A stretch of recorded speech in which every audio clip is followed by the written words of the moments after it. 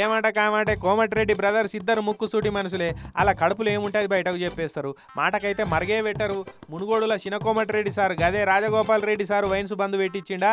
ఇప్పుడు పెద్ద కోమటిరెడ్డి సారు గదే నుల వెంకటరెడ్డి సారేమో నేనే గనక విద్యాశాఖ మంత్రిని అయితే ప్రైవేటు స్కూళ్ళని మూయిస్తా అంటున్నాడు. చూడురి మన తెలంగాణ ప్రజల దురదృష్టం ఎట్లున్నదో.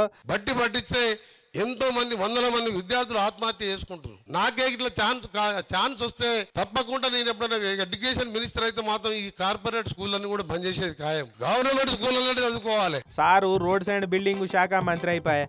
అయినా ఇప్పటికైనా మించిపోయింది ఏం లేదు సార్. చదువుల శాఖ సీఎం సార్ తానే ఉండే. మీరు అడిగితే సీఎం సార్ కాదంటాడు.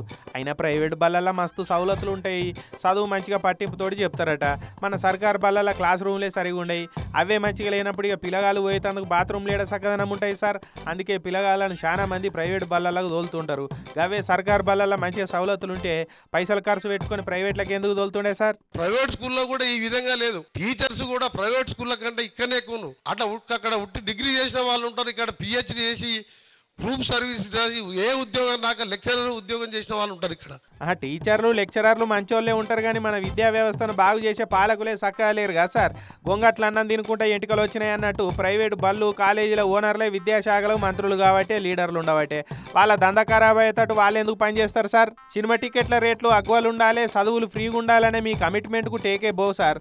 అన్నట్టు మీకు అసలు ముచ్చట చెప్పలే. వెంకటరెడ్డి సారు నల్గొండ జిల్లా బొట్టుగూడ కాడ 8 కోట్ల రూపాయలు పెట్టి వాళ్ళ కొడుకు పేరు మీద పెట్టిన ప్రతీక్ ఫౌండేషన్ తరపున 4 అంతస్తుల కొత్త సర్కార్ బడిగా కట్టించిండు.